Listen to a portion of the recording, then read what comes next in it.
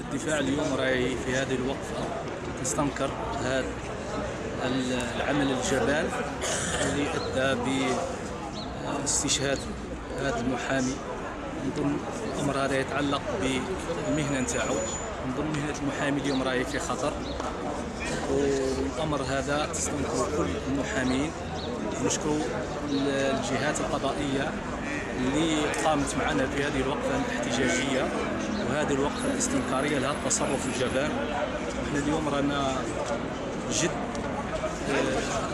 غاضبين من هذا التصرف، وحقنا الوحيد انها تكتشف الكشف عن هذه ملابسات هذه القضيه، والجنات هذوما اللي قاموا بهذا التصرف يدوا حقهم شرعا وقانونا.